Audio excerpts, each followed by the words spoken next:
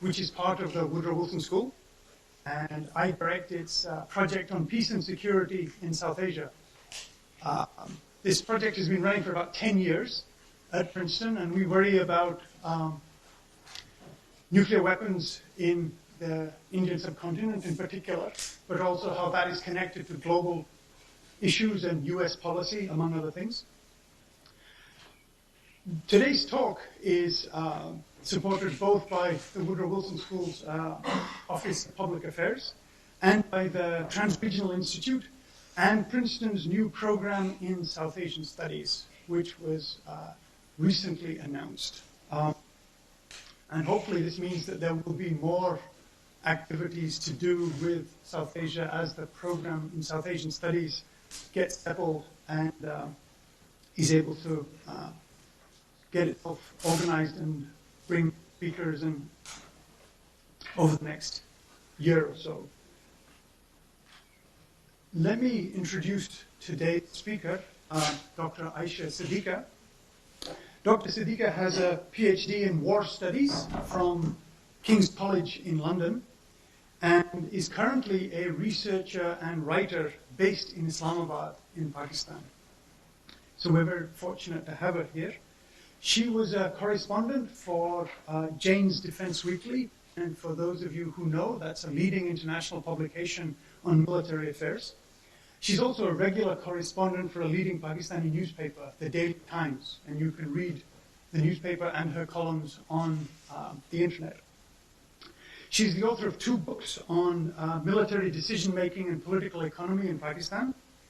Her first book was a path-breaking study on Pakistan's arms procurement, and in the 1980s and 1990s, published in 2001. And her second book came out earlier this year from Oxford University Press, and it's called Military Inc. And the slide that you see is also the cover of her book, and it's available in paperback now.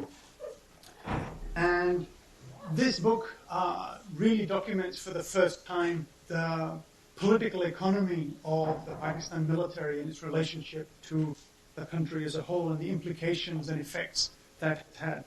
This book has had a major impact on the political debate in Pakistan and about Pakistan. And Ayesha did a talk yesterday in Washington, so we're doubly fortunate to have her here today.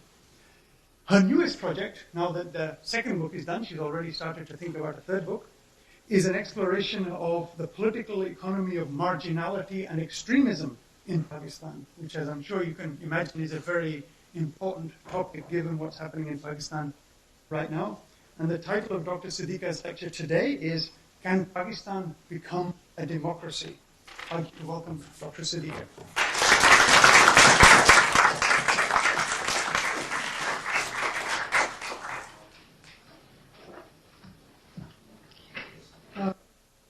Thank you, Zia, for the kind introduction.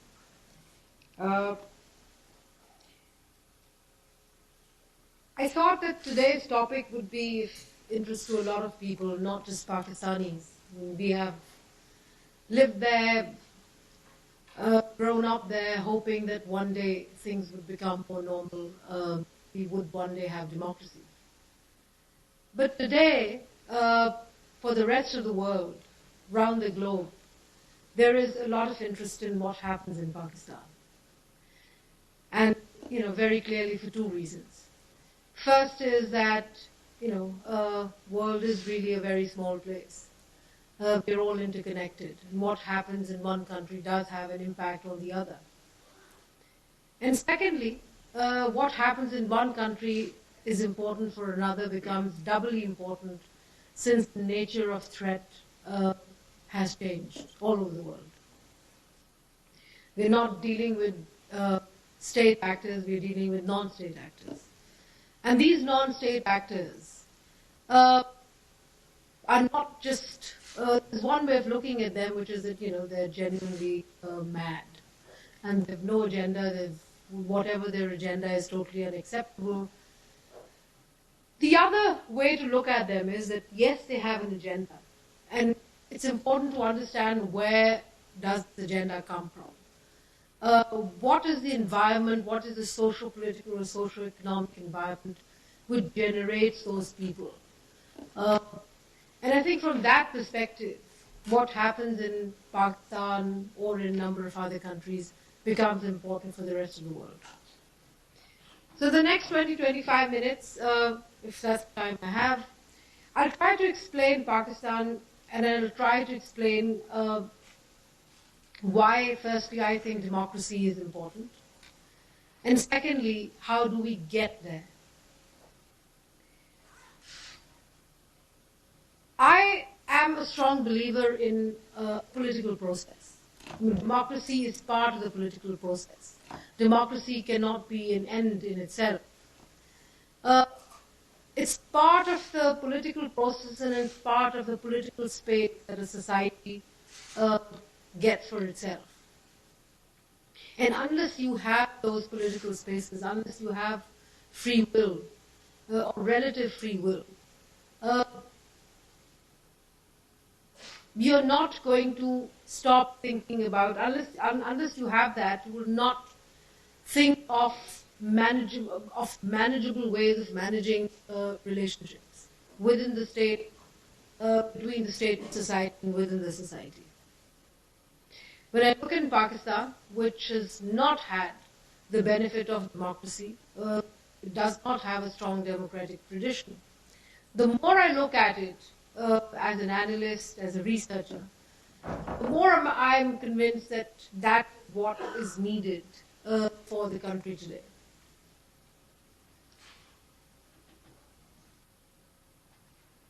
Most of the times, a very common understanding, I mean, the joke amongst Pakistan, especially in the diaspora, is that whenever Pakistan is in news, it's always for the wrong reasons.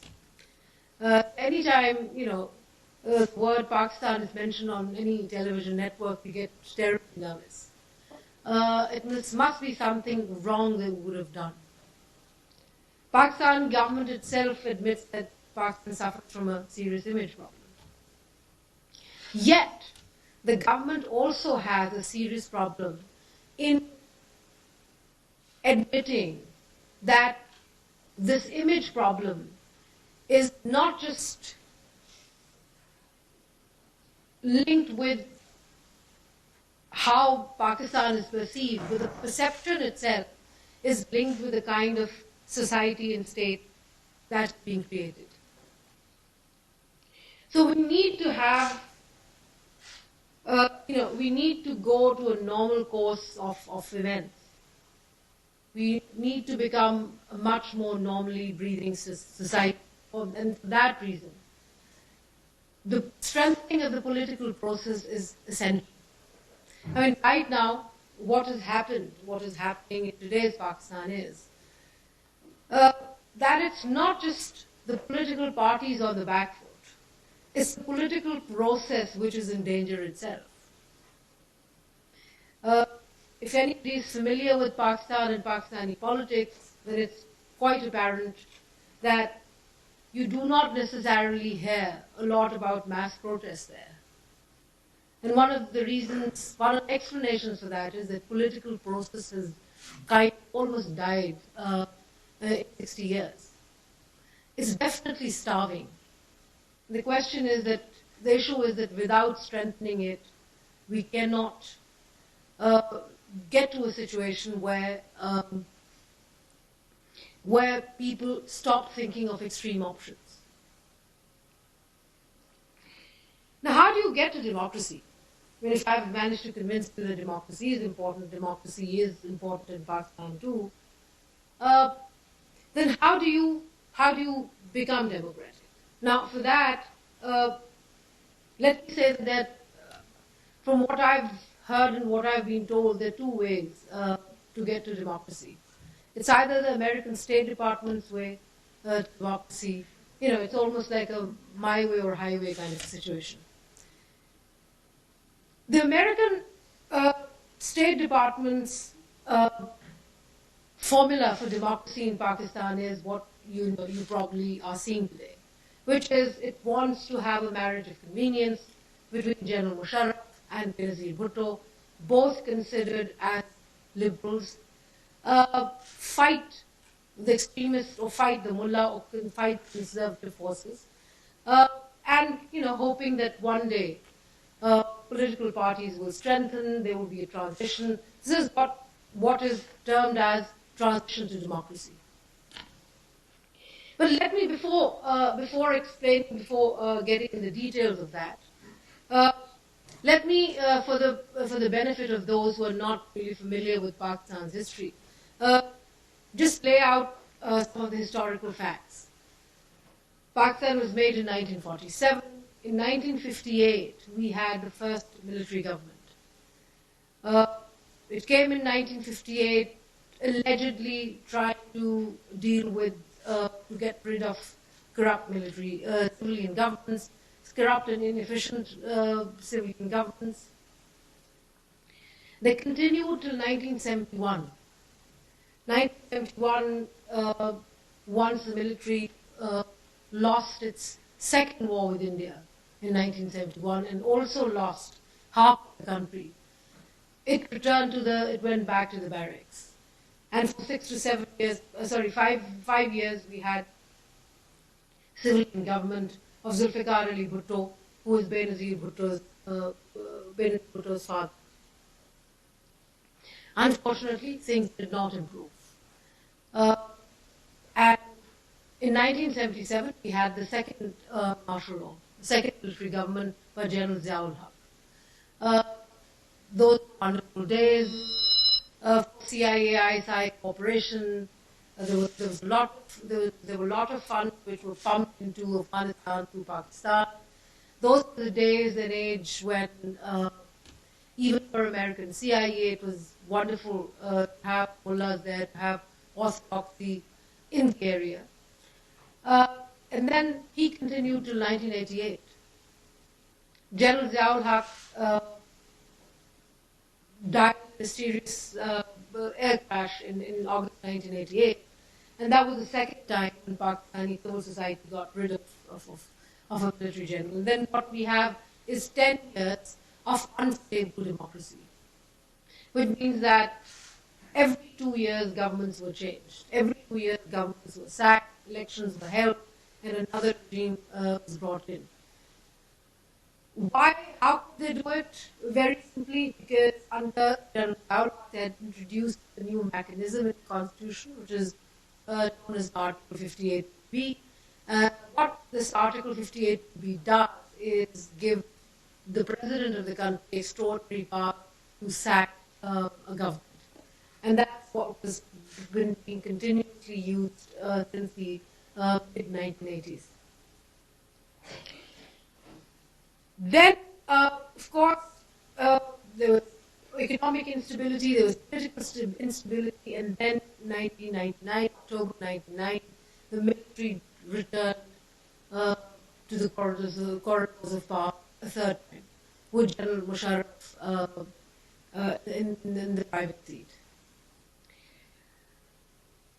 They played with words. They said it's not a martial law.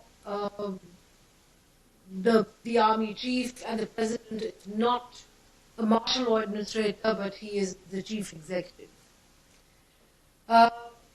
Fundamental rights are not drawn, and the rules of business were kind of redefined in a manner that it would allow, would give a much more softer image of the regime.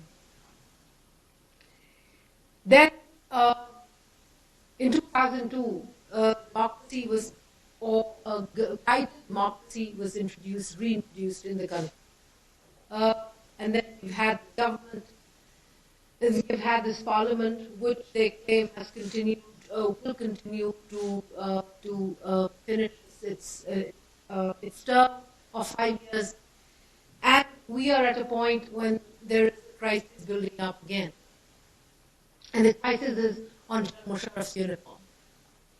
Now, the American recipe of democracy is let the general be there. Because understanding in the State Department is, and perhaps in the rest of the world as well, that Pakistani politicians are not responsible, they haven't behaved responsibly, and therefore a benign general is needed to be there. The evidence that is, of course, given to support his image as a blind leader is the measures he has undertaken during his stint as president. We are, for example, told that media today in Pakistan is extremely free. There is a comparison with older political governments which were less tolerant of media. This gentleman, General Musharraf, has claimed to have opened up media. He has opened up new television channels. There's greater debate, etc., etc. He's supposed to have done things for women. He has increased the number of seats in the parliament for women. And, you know, there are good macroeconomic indicators are almost perfect, as perfect as they can get in Pakistan. So what are we cribbing about? What is wrong with this formula? What I've tried to do in my book, Military Inc., is not just talk about military's political economy or how military monopolizes resources. I think what I've tried to do is underline and explain the larger political structure of Pakistan. And that political structure is that if you look at Pakistan and if you try to use a linear civil-military divide formula, it does not work. It does not apply. It's not that there is civil versus military. In fact, you have the ruling elite versus the people of Pakistan. It's a totally different kind of a divide.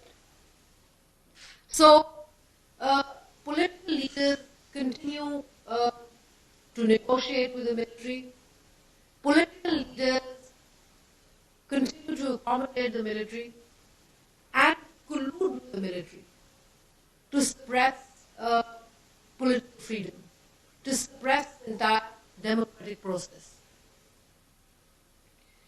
What has been the result of this collusion? The result of the collusion is that the military today has emerged as the strongest institution of the state and society. I mean, visibility in Pakistan, in today's Pakistan, the visibility of the armed forces is much higher than what you would have at any given time in history. And if you look at historical facts, you'll see that the Pakistani military is ruled the country both directly and indirectly, at least more than half 60 years the country has been there. But at this point in time, its power is much more than was ever before in the past. We are going through time I call time of military hegemony. Military hegemony as a la Antonio Gramsci, which is political, economic, and even intellectual. Military's dominance has affected the discourse, the political and social discourse of the society. It's a powerful institution, it was always a powerful institution, but whenever we looked at it traditionally, we looked at its political power, the manner in which it could always come and dominate the state, get involved with governance, and perhaps go back. And that is one of the reasons that Amos Buildup, who is a famous political scientist, he classified Pakistan as an arbiter military, which means a military which comes and goes back to barracks. The point which I'm trying to make is that two things have happened. Firstly, Pakistani military is no longer an arbiter military. It is what I call a parent guardian military, which means that it does not completely withdraw to barracks, but it creates legal and constitutional provisions to strike an equal partnership, a permanent equal partnership with other stakeholders, and then maneuvers to become the strongest stakeholder.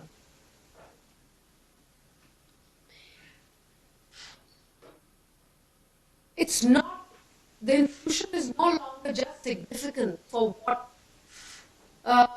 it does. It's no longer just significant for how it pushes back politicians, but it's significant for the absolute power that it has. And that's where its economic power becomes very significant. My hypothesis is that the military's economic power, anywhere in the world, and more so in Pakistan, in authoritarian system, the economic power of the military is an extension of its political power. It's almost a cyclic process. Military gets into monopolizing national resources, especially economic resources, due to its political strength. But once it has a monopoly, once it has control, once it has built up significant control, it would then use greater political power to continue with that situation. So economic political power feeds into economic power feeds right back into political power. And this is what has happened in Pakistan today. And it will allow me to give you a sense of what kind of economic power I'm talking about.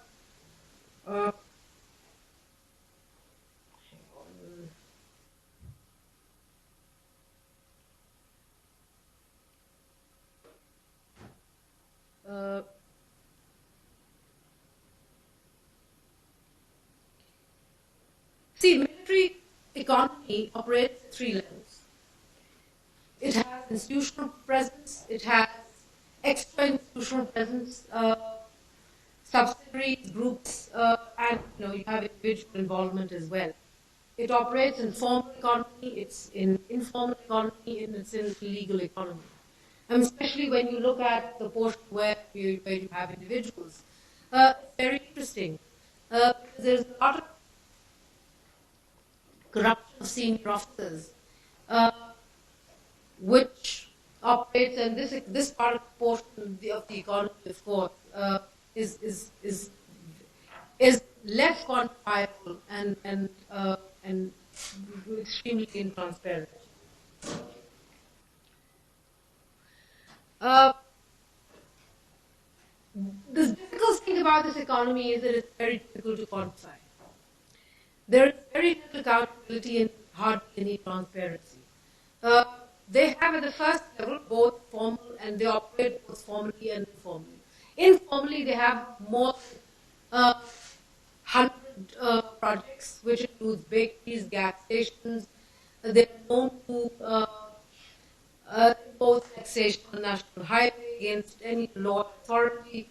They have commercial plazas, they store money from fishermen. The entire coastal belt of the southern provinces of Sindh and Balochistan gets affected due to military's involvement, manipulation of economic resources.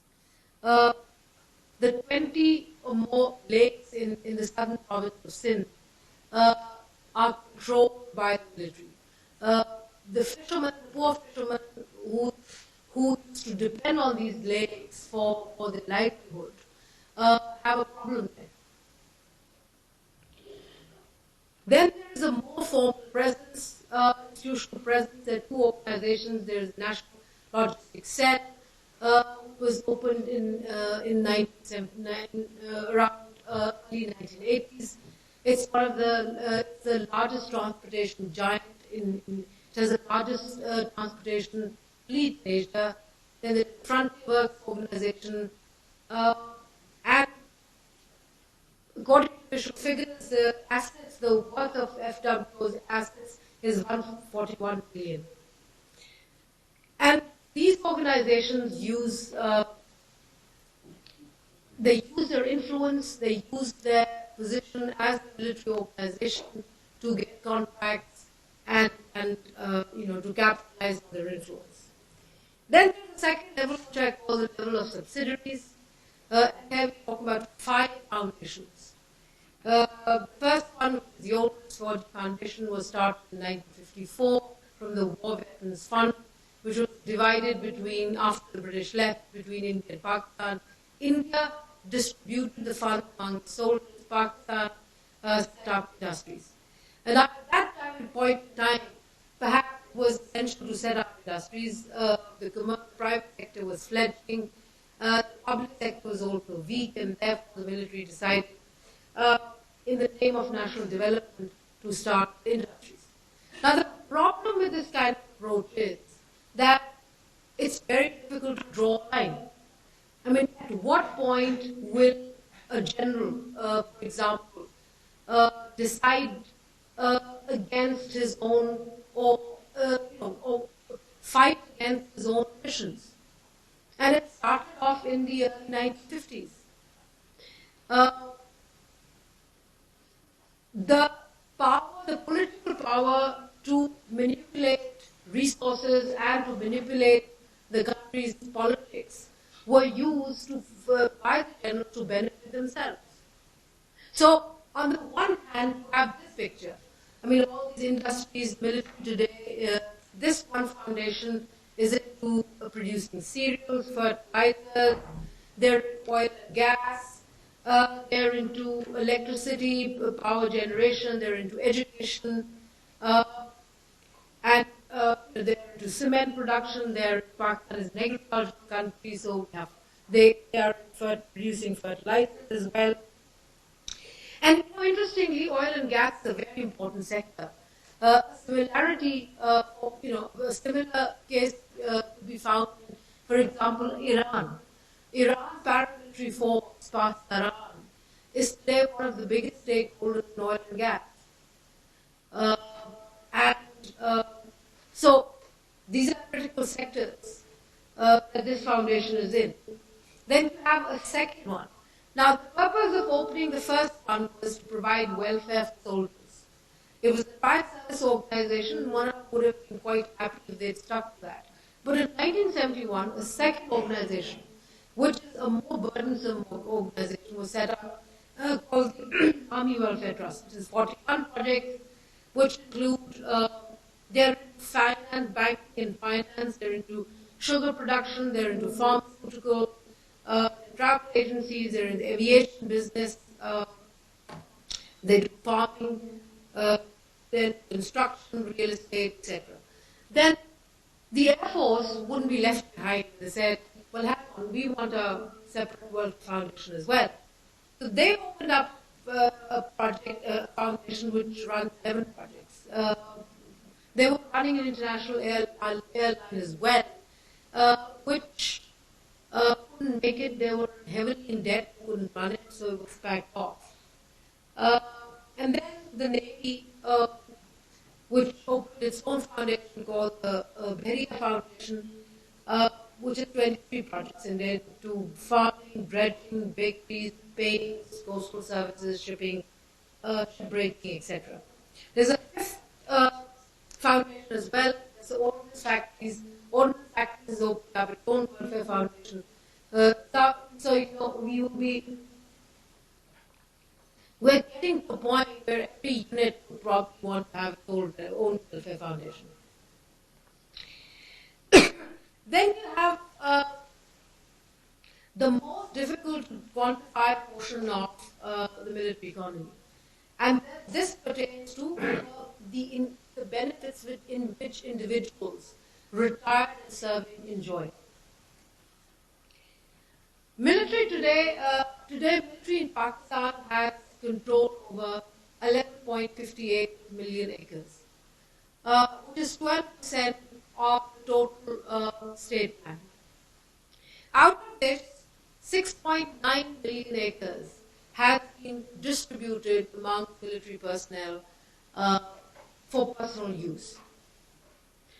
They're given this agricultural land. The senior officers, of course, get more than the JCOs and the NCOs.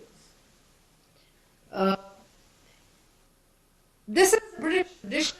they claim, which had been, now the British had introduced the system of distributing land after 1857, after the War of Independence in 1857, when they had to create these friendly communities. Personally, I do not understand why this tradition has been carried out, is being carried out by a national military. We are supposedly not, we are no longer a colonial state. We are post-colonial, but not colonial. So why do we need to have traditions? But what was started by the military after independence was the process of giving urban land, land in cities to officers. And this is not given to the NCOs and JCOs, this is strictly given to officers. And the higher you are in terms of your rank, the more you get. And so there are 27 housing schemes in different parts of the country. I grew up in a cantonment area, Lahore. And right in front of my eyes over here, I saw military parade grounds, exercise grounds, shooting grounds being turned into housing schemes, distributed, and then sold. And so whatever land that the military possesses, it uses its political strength to convert these resources for the benefit of individual persons. So there is a transfer of resources from one to the other. Right now, you go to any public sector department, any important ministry, you'll have military officers, retired or serving there. I'll give you an example. There are 13 powerhouses in power companies in Pakistan today, out of which 9 have mid-ranking or senior military officers in the management level. This is the extent of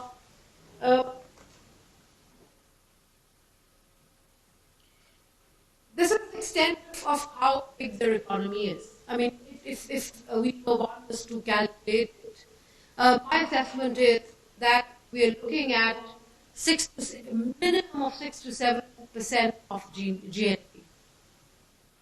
The military economy control, or its share of the GNP is 6 to 7%. And I'm including the defense budget in it. And if you look at, but the point that I'm trying to make is that it's no longer playing with the national budget. Its control of the resources today is far more pervasive. And because of the way they have spread out into other sectors, into the economy, their visibility in the society is far more today than it ever was. So this is, and we cannot ignore this power and assessment of the total power of the military before we make any assumptions on how to get democracy back. And my submission is that this powerful institution will never be pushed back with covert deals and agreements. It cannot be pushed back until and unless the civil society in Pakistan manages to re-energize itself and manages to get noticed by the military itself. And I mean, I haven't lost all hope, because very recently we did see people out on the streets. We did see people protest. And here I'm referring to the protest and the mass unrest as a result after General Buildup sacked the Chief Justice of the Supreme Court of Pakistan. It was people, it was ordinary people, it was the middle class. In fact, what is very interesting is that it's twice that a secular movement has been pursued by the middle class in Pakistan, or there have been mass movement around on very secular issues. The first was the end of 1960s against military government, and second time again uh, against a military government for the restoration of the Chief Justice. But what is also interesting to notice is that the military tends to support the more conservative forces in the society and the generally more secular forces in the society. Finally, I believe that in order to have democracy, in Pakistan, we need genuine transformation. And this transformation is not just, consists of a number of things. Firstly, the recognition that military cannot be made a partner. The manner in which the State Department is proposing these days. These are such huge interests that no military commander, be it General Musharraf or anybody else, would want to capitulate, would want to withdraw, would want to reduce their power. Their strength gets affected. So firstly, there needs to be a recognition of that. Secondly, the process of transformation would require changes within the political parties. Now that is, of course, a very difficult question. How do you get a political process going when the political party is going, when the political process itself is fledgling in its kind in a very weak state? Part of strengthening itself, what the military has done historically, is to play with recyclable politicians. The GHQ just loves recyclable politicians. You can abuse them, you can kick them, you can call them names, then bring them back to power. And then send them off again after 2, 3, or 4 years. However long it takes, for them to go. During the 1990s, when Bhutto was kicked out of government twice, Nawaz was kicked out of government twice. Historically, Pakistan has always had political governments being voted in but booted out. We've not had this experience, the pleasure of ever voting governments out. And it's got nothing to do with education, as General Musharraf State Department would want us to believe. The common Pakistani is very savvy. The common Pakistani just doesn't have a choice. And there is this constant ongoing search for alternative, and that alternative will only come about. These vices will only come about, a new alternative leadership will only emerge once these recyclable politicians go out of the system. And these recyclable politicians need to go out only through a process of transformation. The military has it good at the moment. It's strong, it has control of resources, it has managed to exile the leaders. It goes and does agreements with whoever it wants. So it has a fair amount of political and social control. Yet, and so they do not have an excuse to give up power and strength. However,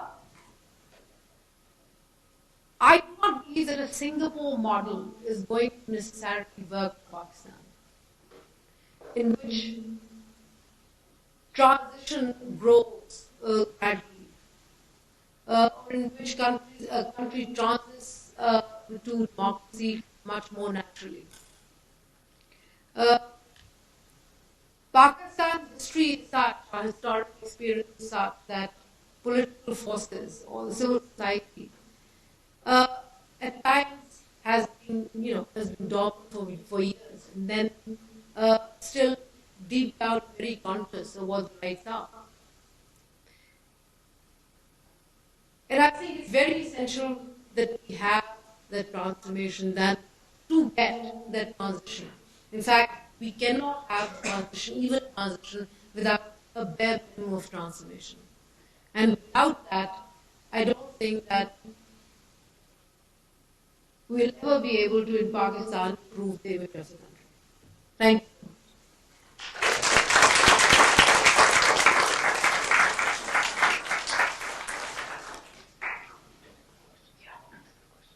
No.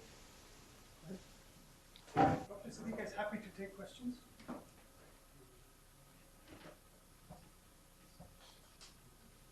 I have two questions. The first is that it would appear that the military's economic position is only increasing as opposed to the civil side. And so the question I would have is, don't you reach a point where the economic power of the military becomes so large that the capacity for the civil society to develop almost disappears? The second question I have has to do with the nature of the military. You often see in post-colonial situations where the senior officers become in conflict with the junior officer staff, and a revolt or some sort of disturbance occurs there. And I've heard that within the rank and file that the role of Islamic fundamentalism is growing. So the question I would have there is there a unity between the senior officers staff, the junior officers, and the rank and file? Right. The manner in which military's political and economic power, both, is growing does affect civilian capacity. And today, if you have a change of government, it's for sure that the next government is bound to fail. Because in 8 years, the capacity of civilian institution has gone to nil. That way, yes, of course, the manner in which it's expanding, in its economic interest is bound to have an effect on the civilian side of the economy. But let me also quickly point out that the military is not creating monopolies. It monopolizes resources with the rest of the ruling elite. So there are partnerships there. There will be occasions when it would go and dominate and get the contracts. But then there will be other occasions when it will let other partners take that. But between the two means, or between the ruling elite, the economy, the free economy, the concept of free economy is just going out of the window. So that's creating problems for the general public. You have to know, you have to have those contacts to make it big. Your second question about what is the relationship between the senior officers and the junior officers? Yes, there is disturbance amongst the rank and file.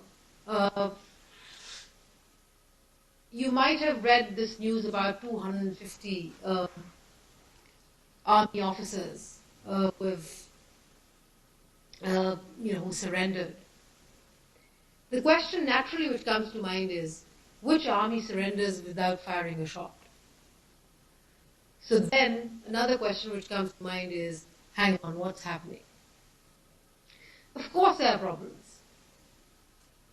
But I think the part of the problem is because there are differences on how relations should be handled. I mean, the external factor, Pakistan's relations with the United States, have a direct bearing on what happens inside Pakistan. There is this constant debate of NATO forces and American forces coming in and entering, operating in Pakistan's territory, which is completely disliked which is creating tension within the military institution. But as far as obeying the officers is concerned, senior officers is concerned, that thing, that behavior is still there. I mean, it's an institution under threat, not completely wrecked at the moment.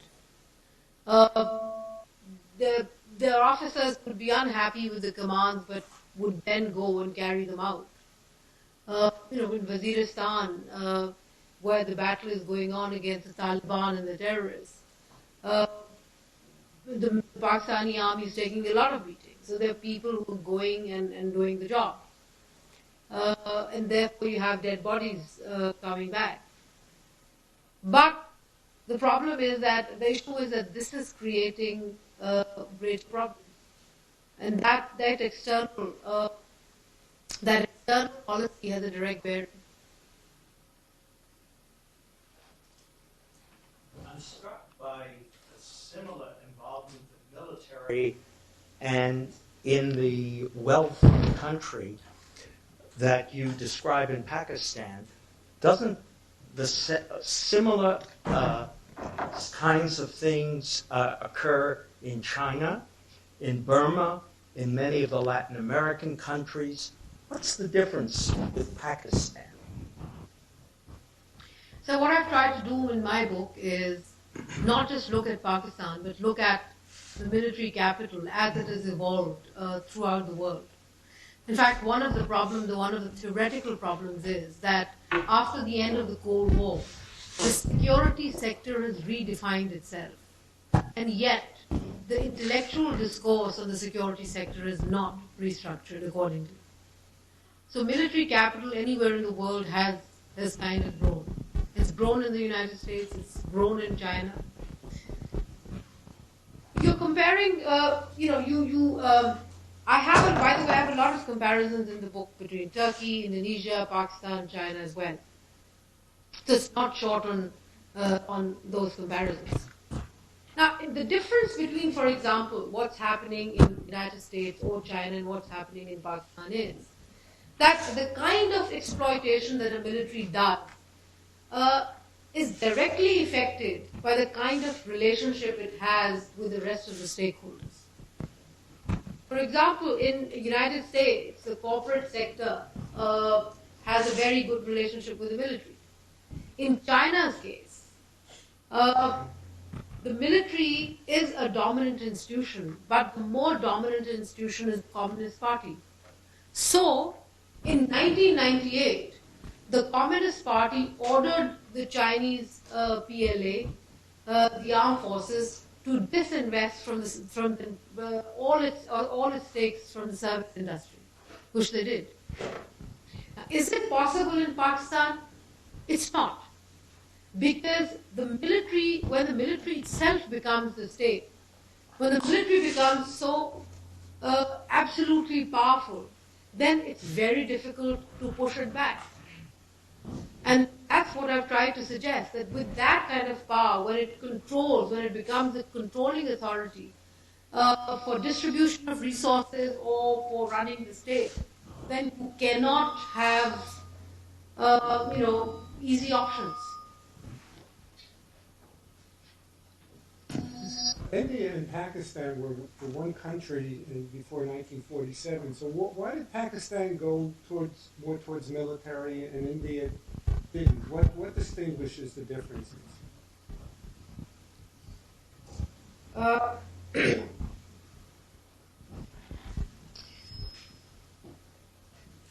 I sometimes wonder what happens to countries which come to being without a major plan in mind. I've been working on a third book which looks at civil military relations in South Asia. So I studied India, Bangladesh, Sri Lanka, all post-colonial states, all with multiple fault lines. India has fault lines as well as Pakistan. The problem is that, or the issue, the difference is that in India's case, its leadership had were much more clearer about the design of the state. The Indian leadership from very early days were very clear that they had to keep the military in check and out of the corridors of power. So, to give an example, in early 1950s, Prime Minister Nehru encouraged S.M. Patel, who was a senior civil servant in charge of defense, to start a two-file system, which would actually strengthen the civil bureaucracy, defense bureaucracy, versus the three services, versus the military. And that's how they've kept it.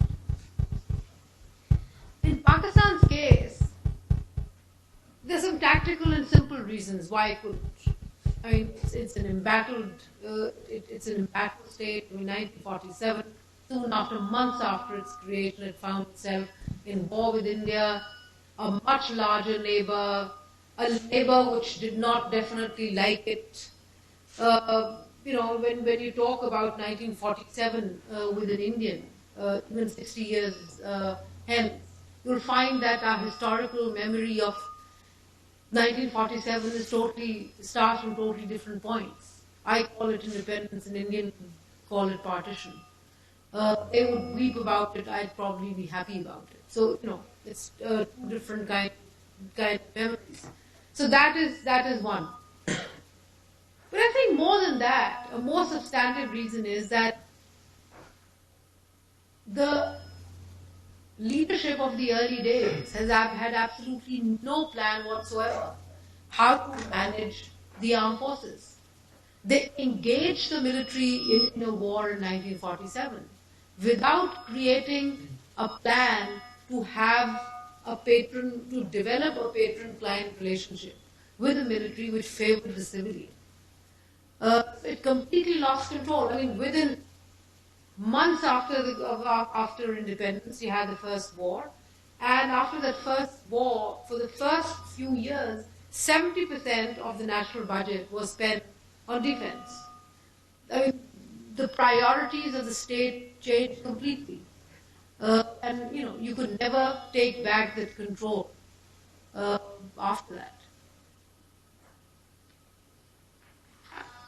You talked about how this pattern started in 1958 and has sort of continued to characterize Pakistan since then. You also talked about the role of the ruling elite in sort of allying with the military.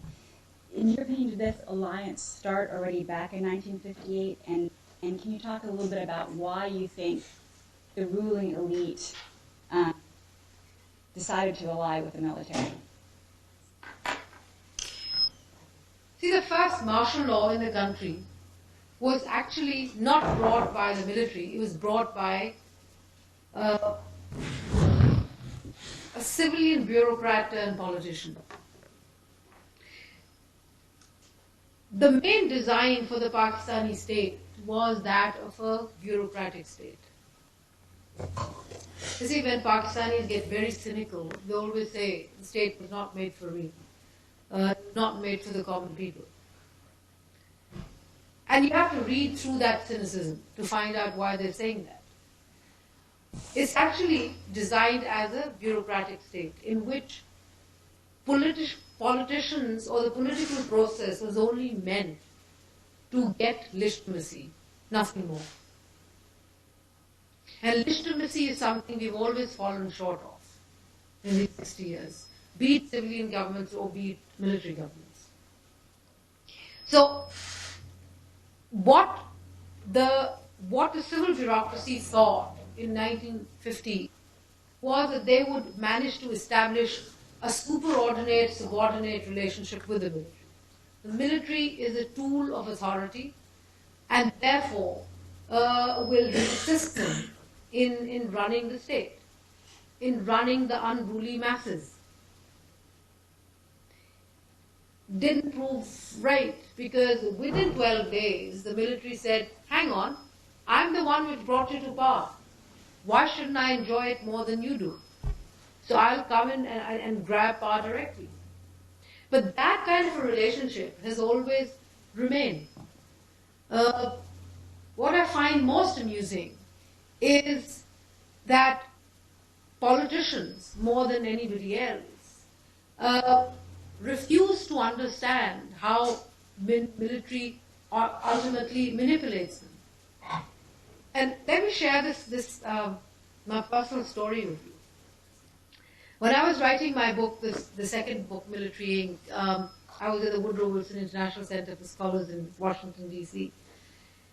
Of course, I've done all my fieldwork by then. I could understand, I could see a clear pattern of military's economic interest. But what I couldn't understand for the life of me was why were the civilian stakeholders biting into it? Why did they continue to strengthen? Until one day I just went on a visit to the Natural History Museum. And by walking through the section on dinosaurs, I just, in seconds understood what was happening. And the behavior is so predatory.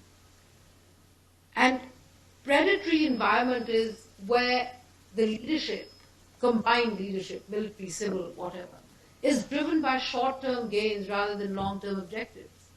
And again, a principle of predation is that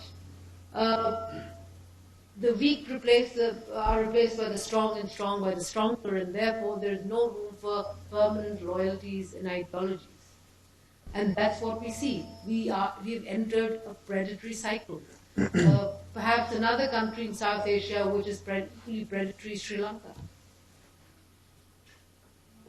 Yes, you described this entrenched relationship between the military and the ruling elite, and how that's become part of the structure and fabric of Pakistan. Would you be willing to comment on the implications for Musharraf's bid for re-election? Well, he's going to get himself re-elected. He got nothing to do.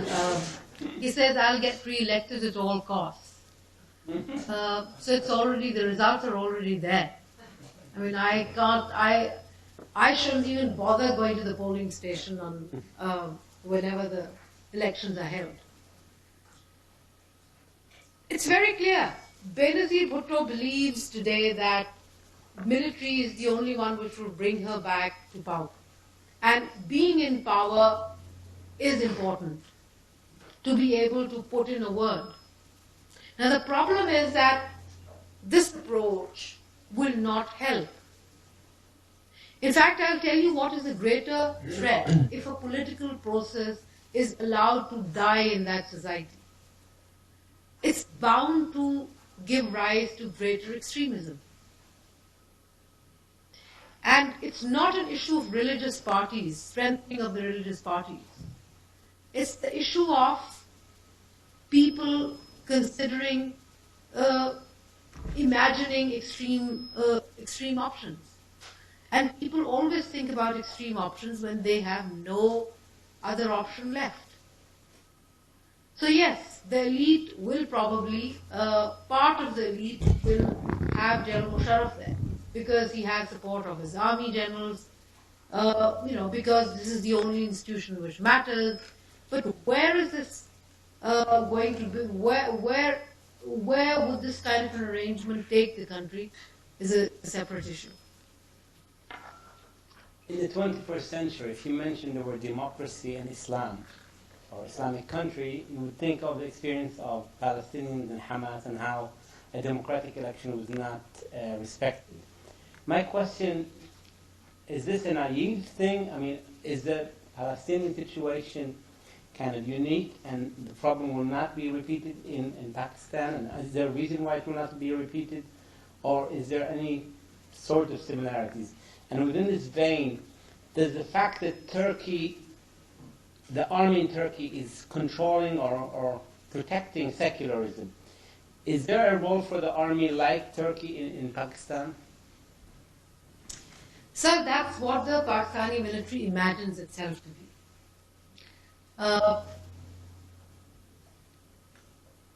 General Musharraf spent a few years of his childhood in Turkey, and he thinks that he wants to replicate that model. Problem is that two different historical experiences. The Turkish military was involved in nation building. Pakistani military is a much more bureaucratic and colonial institution, which was inherited. So there is that difference. But let me also tell you a very interesting thing. I think one of the conclusions of, and I open and I leave, I finish my book with an open-ended conclusion, which is this just a coincidence that in all three countries, Muslim countries, where the militaries have grown in power extensively, do also have a proportionate increase in religious conservatism. I'm deliberately not using the word extremism, I'm saying religious conservatism. And these three countries are Pakistan, Indonesia, and Turkey. The patterns are similar, right? Pakistani military cannot play the same role because it was not formed on the same principles as the Turkish military. And even if you look at Turkey, Turkish military has not been able to fight religious conservatism, which sometimes channelizes into extremism. So that is something which is, interesting to look at. Elections not being accepted.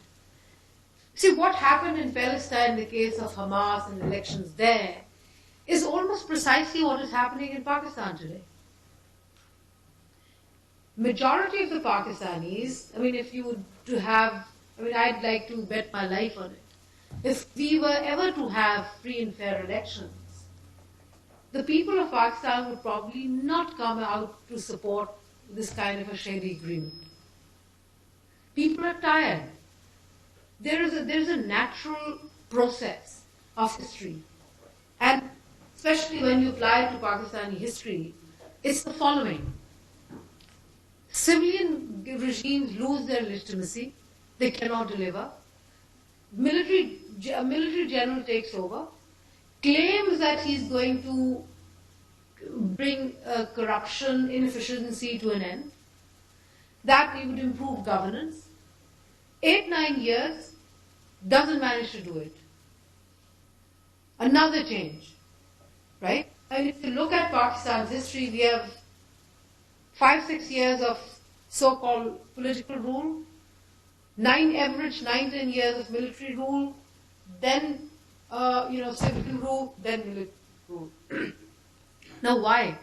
Military is powerful, it improves macroeconomic indicators, and what's the problem? The problem is that in the eyes of the people, it ends up in the same cycle as any other civilian government.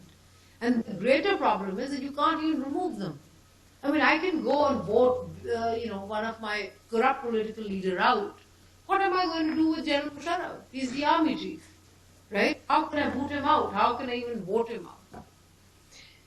But the problem here is, in Pakistan's case, that the recipe which is being currently applied is almost masterminded in the State Department. And therefore, look at what happened recently. Nawaz Sharif, who's otherwise conservative. Nawaz Sharif was in exile, wanted to return from that self-exile. No, forced exile, not even self-exile. He wanted to return, he was deported a second time around. Even though the Supreme Court of Pakistan had given the judgment that the government cannot deport any of its citizens. As a Pakistani, I have a right to return to my country, and the government cannot stop it. Yet, he was stopped, and not only that, he was deported. And guess what? The American State Department is not unhappy with it, because had he come, he would have disturbed the agreement which is taking place between Musharraf and Benazir, and the State Department is totally behind it. So I just wanted to kind of point out what I was thinking. The Muslim League, of what Jinnah was part of that fought for and finally got Pakistan, was infamous for its elitism, right? And Pakistan has had that tradition, like feudal lords, you'd find them as political leaders. So compared to the military, the political leadership isn't very stable, right? And if anything, at least until recently, the military was very strong and very respected, and in a sense legitimized, the existence of Pakistan. So I guess my question would be that why do you not think that it's okay for somebody like Musharraf to stay and have a sort of transition where democracy comes from the ground up, where there is education and there is there's a lot of TV channels and media and people are speaking out, and also like if something like the Lal Masjid thing happens and you've got Nawaz Sharif in power, would he be able to deal with a situation like that? All right, you've actually asked me 3, 4, 5 questions. Look, I'll start with the easiest one, Lal Masjid. Lal Masjid, it was too little too late. Secondly, Lal Masjid, the Red Mosque, if people who are not familiar with it, there were these absolutely two mad mullah brothers who kind of were controlling the mosque, and they kind of decided to fight the government. I'm sure a lot of people don't know, or maybe they do. You come from Pakistan, so you should. That Lal Masjid was right under the nose of the ISI. Now there are two things which might have happened. Either the intelligence agencies did not know anything about what was happening there, which means intelligence failure. Two, they knew what was happening and were part of the game. Right? So the government doesn't admit either. I mean, I'd be very happy if the ISI said tomorrow that, sorry folks, this was intelligence failure, we didn't know this thing was coming, we're extremely sorry. Right? Or it says, no, actually, we built it, we had it there. So I'm giving you these details to explain one thing, that it's not that the military is an institution which would find that solution. It is also an institution which constantly creates the problem. And since you've brought in the issue of extremism, how would, for example, General Musharraf get rid of extremism? In order for his political survival, he needs to constantly partner with the mullahs in power. I mean, today this government has a partnership with MMA, which is an alliance of the religious parties in 2 provincial governments. And why can't that change? Because if you're going to, for example, in Balochistan, if you're going to push back the mullah, what's going to replace the mullah? The nationalists. And the nationalists are asking for very genuine things. The nationalists are not asking for separation. The nationalists are asking for greater share in the armed forces, greater share in the civil bureaucracy, greater share of resources, and in fact, greater autonomy over resources. For the past 60 years, we have had a very strong, powerful federal consolidated fund. The federal consolidated fund is the purse which lies in the center. Now the center refuses to devolve that power to the provinces. That's what devolution would mean. Because a devolution of financial resources would completely change the political map in the country. For example, if there is financial devolution of power, or devolution of financial powers, it would basically mean that Balochistan keeps the revenue for its oil and gas. NWFP keeps revenue for its water. Sindh can keep revenue from its industry. Punjab starts looking towards its agriculture, then starts looking at tourism. Tourism probably from India next door. The entire map of South Asian politics changes once we have the devolution. But why can't we have devolution? Because you have those central forces or forces of exploitation sitting there centrally, which wouldn't want the devolution to happen. So there is a problem with the way, powers are structured. Now, what's wrong with Musharraf? See, it's a very intelligent, I'll tell you, Pakistani military of today especially is a very intelligent institution. It's not dumb like the Latin American militaries, which would go, I'm sorry if I've, you see, it uses coercion very subtly. Sitting in Lahore or Islamabad, we probably do not get or can imagine the way it uses coercion. Najam Sethi, who owns owns this newspaper, Daily Time, Friday Times, he was picked up, and we still remember that incident. Nobody talks about the 48 journalists which have gone completely missing in these past 5 years. Every second day, people are picked up, people are harassed by intelligence agencies. 2 days ago, they didn't pick up a journalist. There's a journalist in Pakistan. They don't like what he writes. So what they did instead, they picked up and beat up his 12-year-old son. So is that what you mean by freedom of press? They're much more subtle. They're much more selective. I mean, there's coercion.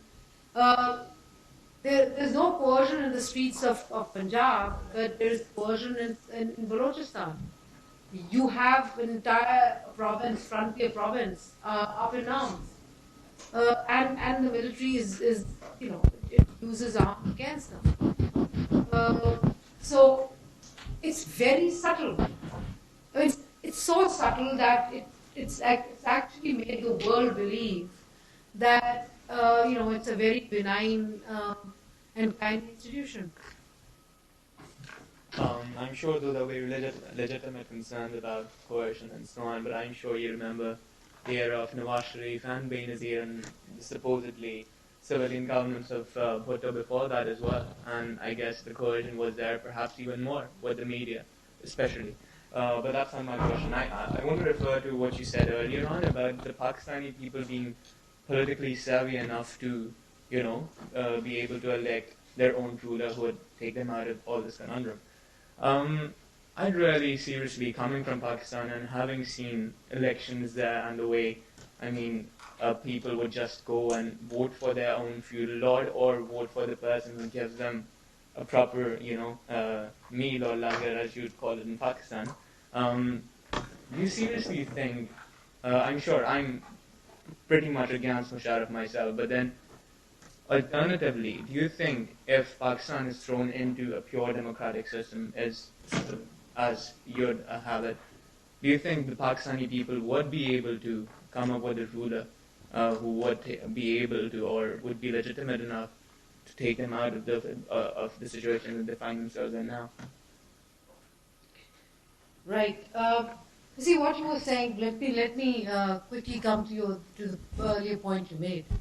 I've not suggested for a minute that civilian governments were not coercive towards the media, right? But we are also very harsh in judging them. More so. If you look at the very incident that I quoted earlier, Najam Sethi. Najam Sethi, for the benefit of others who didn't know this case, he is the owner of an editor of English daily. he went to India. In India, he gave a talk. And then he came back on return. One day he was picked up from home for about 5-7 days. He was not to be found anywhere. And that was state coercion. And this was under Nawaz Sharif.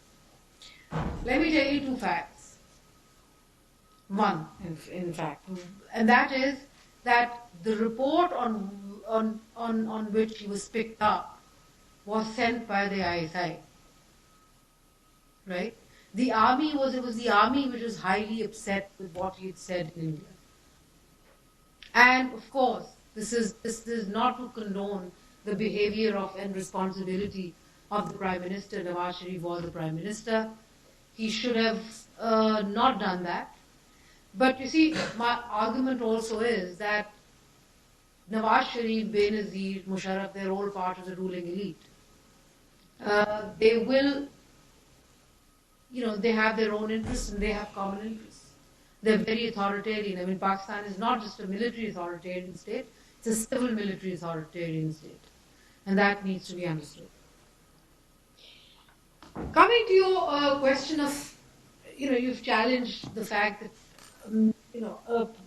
Pakistani people are politically savvy.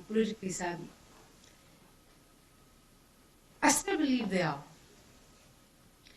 Reason is that, don't forget, Pakistan is a bureaucratic state where laws and rules and regulations are made to strengthen the bureaucracy, not to empower people. Right? Now, I'm sure you come from the upper middle class or the middle class. That's why you're here in Princeton. Right? And it's very nice, to then suggest that the common man has no political life or no political sensibility in Pakistan. Try to see. Every day battling a situation in which you have to struggle to find justice. Right? Now, what then happens is that common man living in the rural areas, in the poor neighborhoods of the urban areas, are constantly trying to look for political polarization. This is an environment where political polarization, would be automatic, would be natural. You want to align yourself with a pole in order to get access to opportunities and resources, right?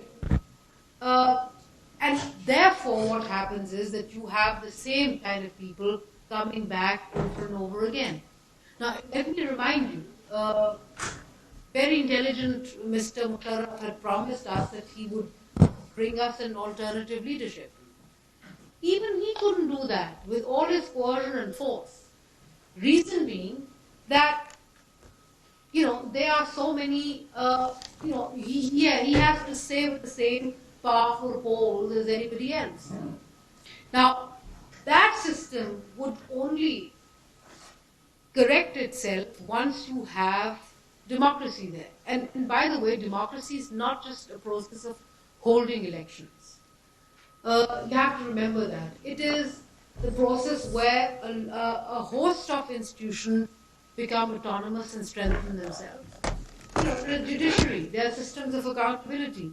Our systems of accountability are so poor that you can't imagine. I mean, if anybody is familiar with Karachi, we just had the northern bypass collapse, killing 7 people and injuring 27. Now the question is, somebody should hold the military controlled national logistics cell constructing the bypass accountable. The very fact that you have one institution of the state which is behaves like Caesar's wife, beyond questioning, means that you cannot have transparency and accountability as a principle. Now, in that kind of an environment, how will democracy firstly, how will it function? It's very difficult for it to function. And secondly, democracy is also about managing relations. It's also about insulating state functioning and institutions from from natural categorical inequalities, based on, and by categorical inequalities, I mean, ethnicity, sectarianism. Every society has it. But how do you insulate state institutions from that? That's the magic of politics. And that can only come through politics, not through force and not through the military. That's it. I'm sorry.